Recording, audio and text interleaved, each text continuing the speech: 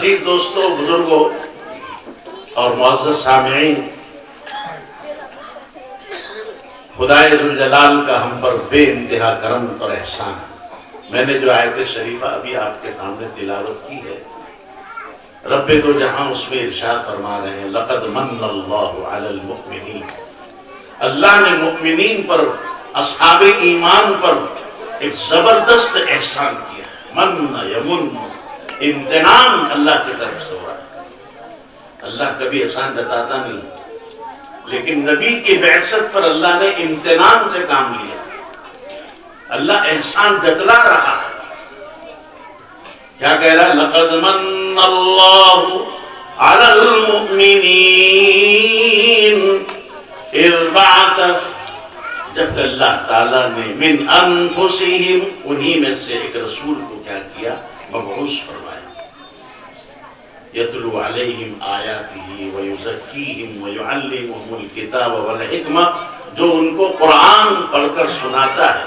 یہ جو ہم مکتب میں محنت کر رہے ہیں، یہ تعلیم کتاب، الفاظ کی تعلیم ہے۔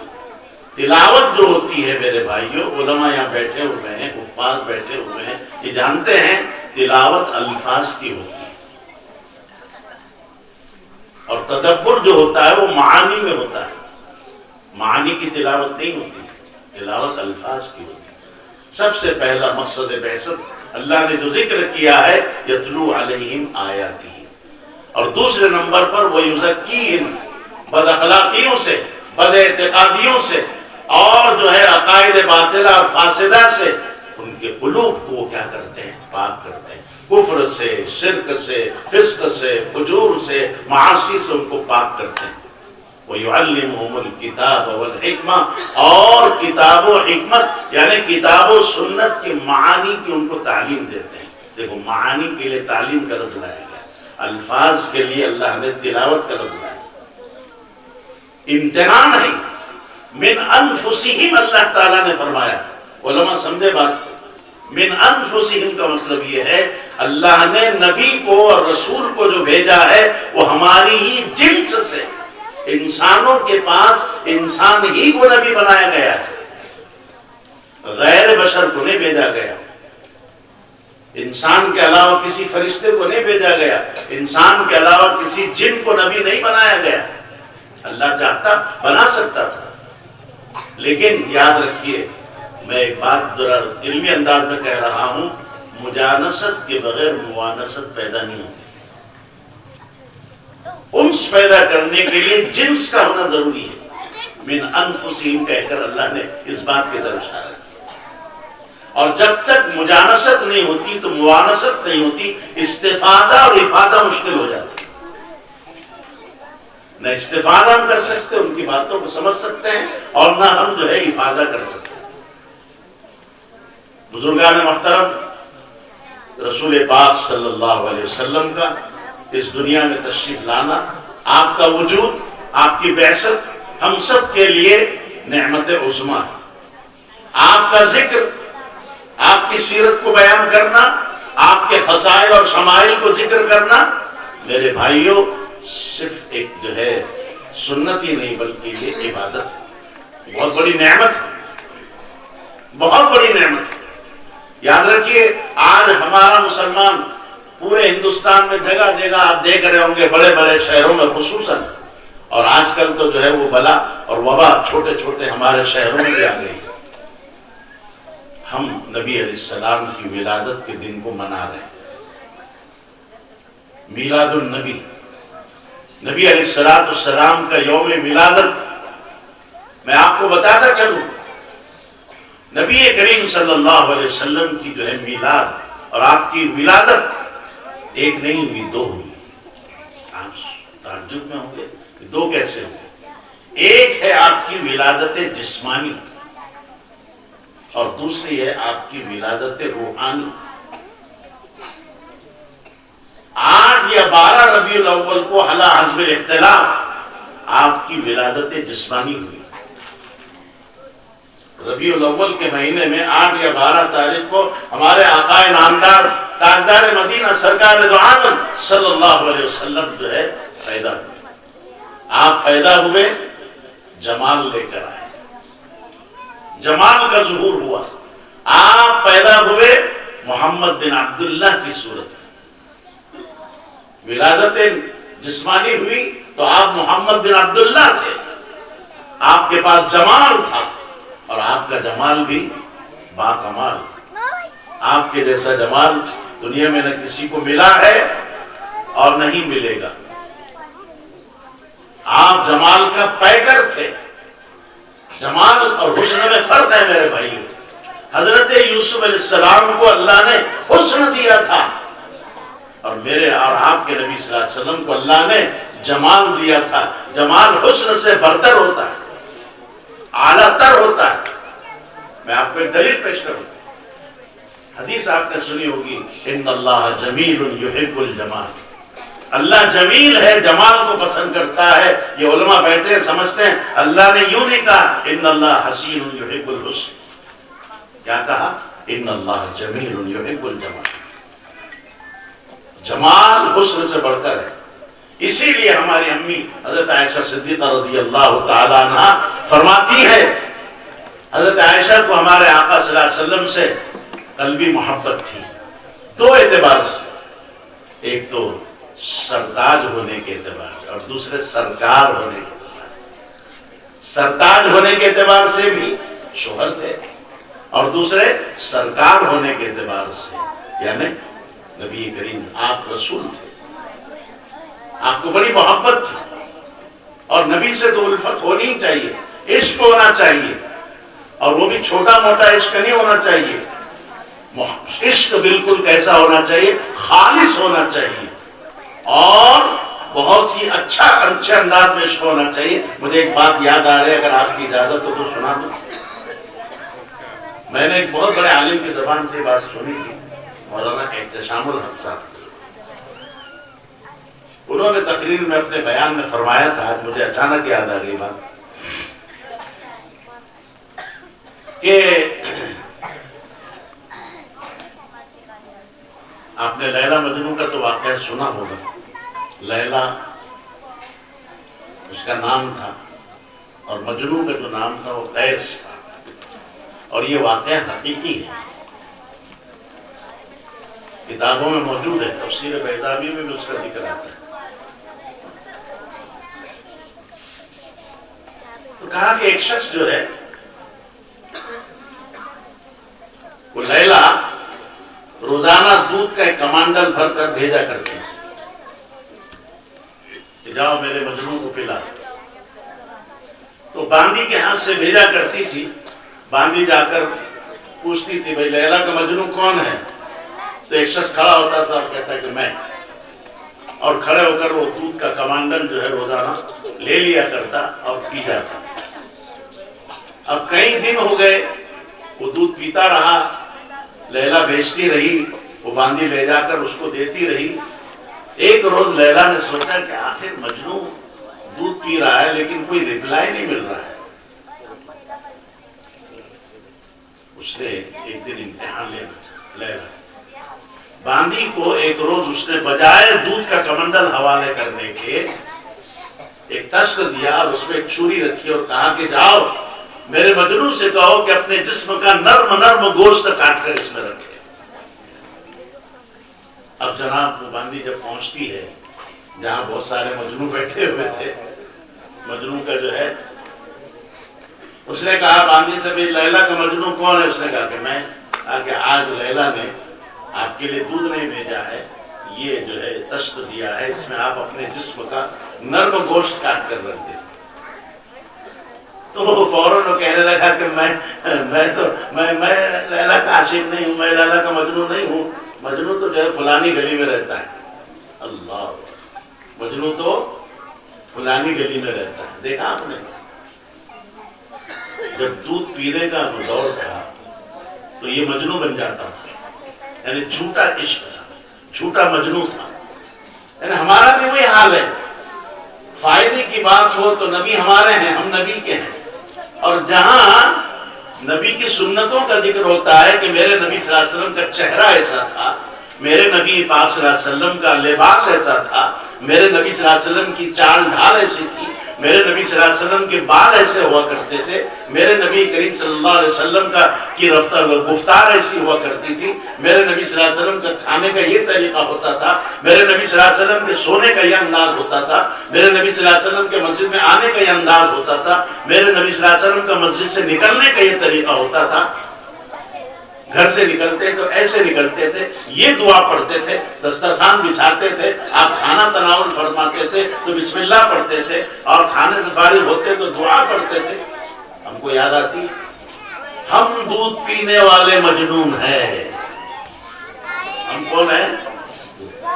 ہم، اللہ کرے اللہ ہم کو اپنے نبی کا سچا عشق نصیب کرے۔ تو میں کہہ رہا تھا ولادت روحانی یہ اصل ہے، ولادت جسمانی تو ولادت روحانی کی تمہید ہے۔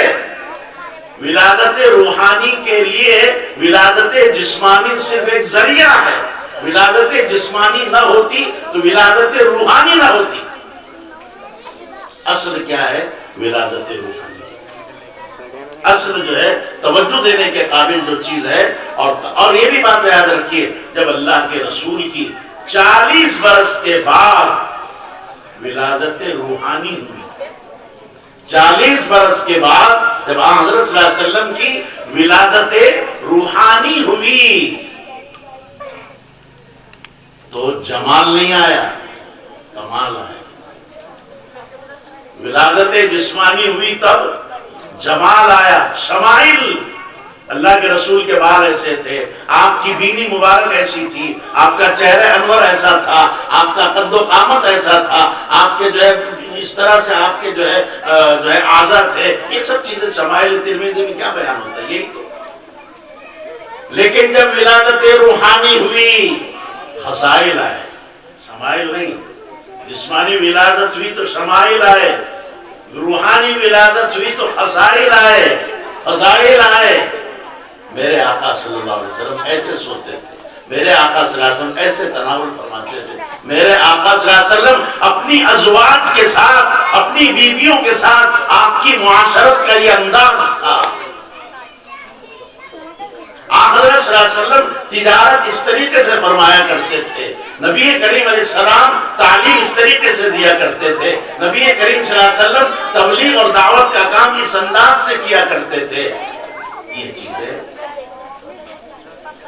میں نے کہا نا آپ کو، جب جسمانی ولادت ہوئی تو آپ محمد بن عبداللہ کی صورت میں ظاہر ہوئے، لیکن جب روحانی ولادت ہوئی تو آپ محمد الرسول اللہ صلی اللہ علیہ وسلم بن کر ظاہر ہوئے۔ اور ایک بات خاموشی کے ساتھ، اور ایک بات، روحانی جسمانی ولادت ہوئی، میرے بھائیوں جسمانی ولادت میں ہمارے لیے کوئی نمونہ نہیں، ہمارے لیے حضرت صلی اللہ علیہ وسلم کی جسمانی ولادت میں کوئی نمونہ نہیں، کوئی سیمپل نہیں۔ ہم اللہ کے رسول کے جیسے بال، اللہ کے رسول کے بال کے ویسے ہمارے ہو سکتے، آپ کی جیسی ناک تھی ویسے ہماری ہو سکتی، ہم کتنا ہی حفظ کر لو، اللہ نے جیسی دینی تھی دے دیا۔ لیکن آپ کی ولادت روحانی میں ہمارے لیے بے شمار عملی نمونے ہیں۔ قرآن کہتا ہے وَلَكُمْ فِي رَسُولِ اللَّهِ أُسْوَةٌ حَسَنَةٌ، تمہارے لیے رسول کریم صلی اللہ علیہ وسلم کی ولادت روحانی میں دیکھو ادھر پر ترجمہ کر رہا ہوں، آپ صلی اللہ علیہ وسلم کی ولادت روحانی میں تمہارے لیے انیک جو ہے کیا ہے عملی نمونے موجود ہیں۔ میرے بھائیوں ایک بات اور آپ کو سمجھا دوں، ہم سیرت سیرت سیرت بہت جلسے کرتے ہیں، سنتے ہیں، سیرت کا معنی کیا؟ آپ کو دو ہی باتیں بتا رہا ہوں۔ سیرت کہتے ہیں آپ صلی اللہ علیہ وسلم کی ذاتی زندگی، کسے کہتے ہیں؟ نبی کریم صلی اللہ علیہ وسلم کی ذاتی زندگی کو سیرت کہا جاتا ہے۔ ہم نبی صلی اللہ علیہ وسلم کی ذاتی زندگی کی حفظ تک نہیں کر سکتے، نہیں کر سکتے۔ ان کی زندگی کو اپنانا، ان پر عمل کرنا تو پوجا، بھی نہیں کر سکتے. صحابہ نے غزوہ خندق کے موقع پر آپ کو پتا ہے ایک ایک پتھر باندھا تھا، لیکن آقا کے پیٹ پر کتنے پتھر بندھے ہوئے تھے؟ 2. کتنے پتھر بندھے ہوئے تھے؟ 2.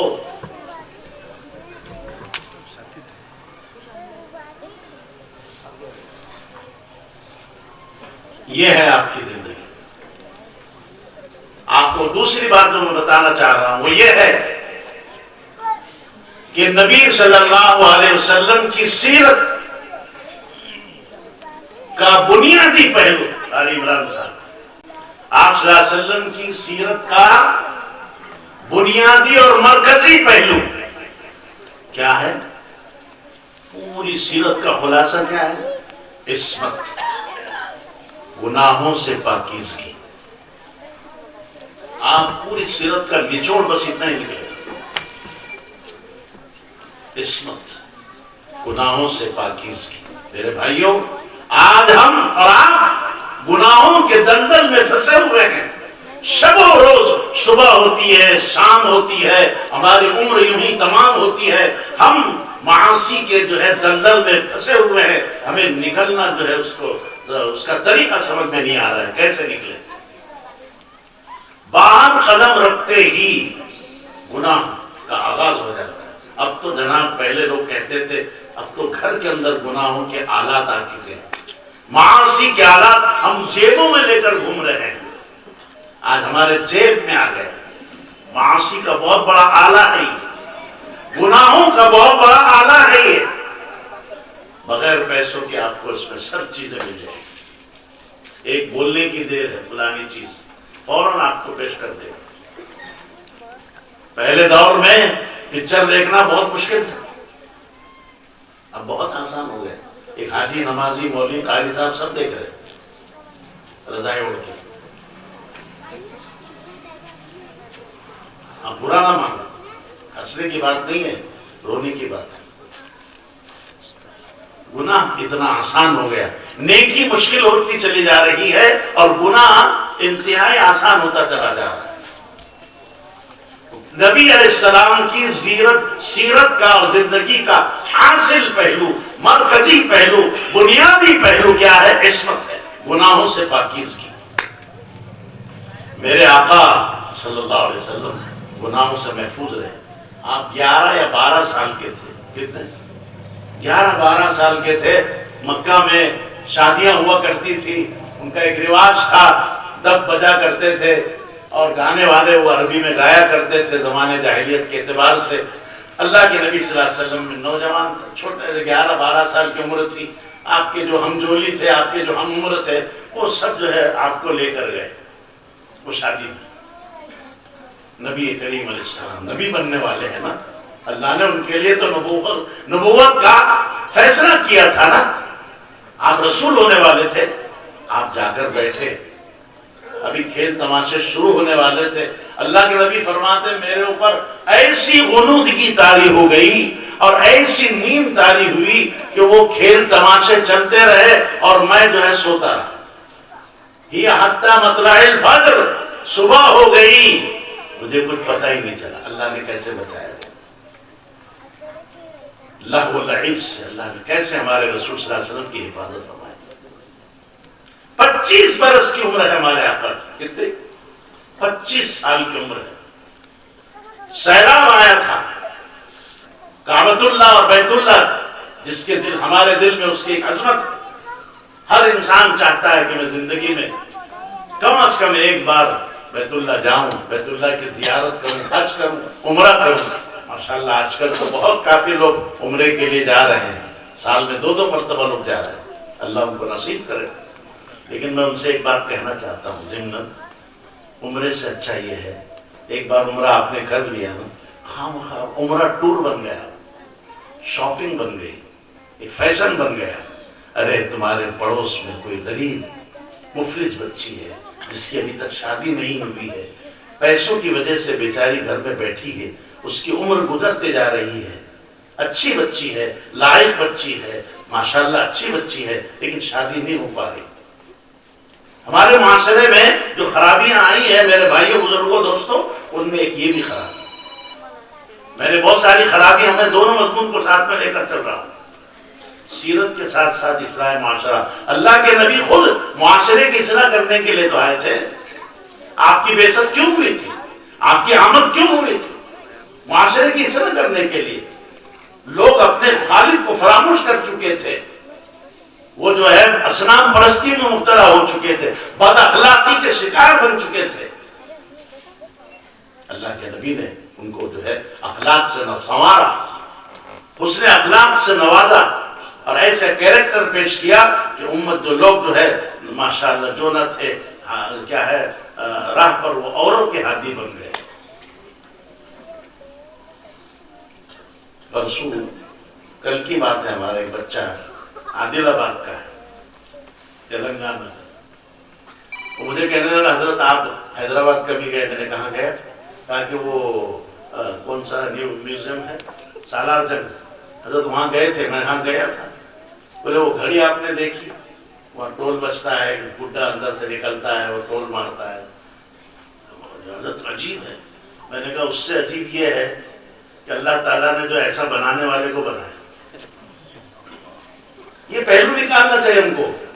ارے اس پر نہیں دیکھتے آپ، وہ گڈا گھڑی کے اندر کسی نے بنایا، وہ نکلتا ہے 12 بجے 1 بجے 2 بجے، اور ٹول مارتے جتنے بجے اتنے ٹول مار کے اندر چلا جاتا ہے، دروازہ کھول کے آتا ہے، اور جو ہے 12 بجے زیادہ 12 ٹول مارتا ہے، اس لیے پوری کھوپڑی جمع ہو جاتی ہے۔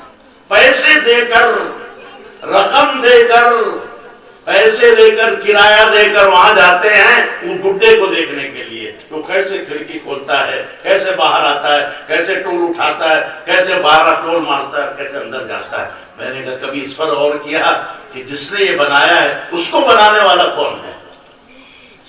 کس نے اس کو ایسا عقل دی بنانے کی؟ اس کو تو سوچو۔ اللہ نے دعوت فکر دی ہے، دعوت تدبر دی ہے۔ افلا ينظرون الى الابل كيف خلقت، کیا دیکھتے نہیں اونٹوں کو کیسے اللہ نے پیدا کیا، کتنا اونچا جو ہے وہ جانور ہے، اس کی دیکھو ذرا گردن کیسی اللہ نے بنائی، اللہ نے اس کی دم کیسی چھوٹی چھوٹی تھی، اس کے پیروں میں اللہ نے 2 گھٹنے رکھے۔ یہ سفینۃ البر ہے جناب، سفینۃ البحر جو کشتی چلتی وہ تو سمندری کشتی ہے، یہ سفینۃ البر ہے اونٹ، یہ جنگل کی کشتی ہے۔ وَإِلَى السَّمَاءِ كَيْفَ رُفِعَتْ، آسمان کی طرف نظر اٹھا کے دیکھو، اللہ نے بغیر ستونوں کے اتنا بڑا شامیانہ کیسے تان کے رکھا ہے۔ یہ چھوٹا سا میں سمجھتا ہوں 20 بائی 15 بائی جو ہے شاید 30 کا ہوگا، ہے نا؟ اس شامیانے میں کتنے جو ہے ستون لگے، دیکھو 1 2 3 ادھر سے 3 ادھر سے 6 اور پیچھے بھی ہوں گے۔ اتنے سے شامیانے کو کھڑے کرنے کے لیے 7-8 ستونوں کا سہارا دینا پڑا۔ اتنا بڑا آسمان اللہ نے بغیر ستونوں کے کھڑے، بغیر عامد ترونہ۔ قرآن دعوت دے رہا ہے، وَإِلَى الْجِبَالِ كَيْفَ نُصِبَتْ، ارے ذرا پہاڑوں کو دیکھو کیسے اللہ نے ان کو استحکام دیا ہے، کیسے جو ہے وہ زمین کی پشت پر اللہ نے ان کو کیسے بٹھایا ہے۔ یہ پہاڑ قاعدے میں بیٹھے ہوئے ہیں۔ زمین جو ہے نا، آپ نے پڑھا ہوگا حدیث میں آتا ہے زمین جنبش کرتی تھی، ہلا کرتی تھی، اللہ تعالیٰ نے اس میں قرار پیدا کرنے کے لیے، سکون پیدا کرنے کے لیے پہاڑوں کی میخیں لگا دی۔ فرشتوں نے دیکھا کہ جس زمین میں جنبش تھی، حرکت تھی، اضطراب تھا، یہ جو ہے سکون میں کیسے تبدیل ہو گئی۔ اللہ سے پوچھا، اے اللہ یہ زمین ہلا کرتی تھی، اس کے اندر قرار کیسے آیا؟ آگے دیکھتے کہ پہاڑوں کو، فرشتوں نے سوال کیا، اے اللہ ان پہاڑوں سے بھی طاقتور کوئی چیز ہے؟ مشکوٰۃ شریف میں حدیث، اللہ نے فرمایا کہ ہاں اس سے طاقتور چیز لوہا ہے۔ پوچھا لوہے سے بھی طاقتور کوئی چیز ہے؟ فرمایا ہاں اس سے طاقتور چیز آگ ہے، لوہے کو بھی موم کر دیتی ہے۔ کہا کہ آگ سے بھی طاقتور کوئی چیز ہے؟ فرمایا کہ ہاں وہ پانی ہے جو لوہے کو بھی کیا کر دیتی ہے، ٹھنڈا کر دیتی ہے۔ اور کہا کہ پانی سے بھی زیادہ طاقتور کوئی چیز ہے؟ فرمایا ہاں ہوا ہے جو پانی کو بھی اڑا جاتی ہے۔ اس سے بھی طاقتور کوئی چیز ہے؟ تو کہا کہ اپنے داہنے ہاتھ سے کسی کو صدقہ کرو تو بائیں ہاتھ کو پتہ نہ چلے۔ اتنی طاقت رکھتی ہے. کرتے ہیں آپ؟ کرتے ہیں؟ مسکینوں کا سہارا بنتے ہیں؟ یتیموں کے سروں پر ہاتھ پھیرنا جانتے ہیں؟ بیواؤں کی دستگیری جانتے ہیں؟ غریب پروری ہم نے جانا ہے، سیکھا ہے، پڑھا ہے. یتیم روتا ہے تو عرش ہل جاتا ہے. یاد رکھیں.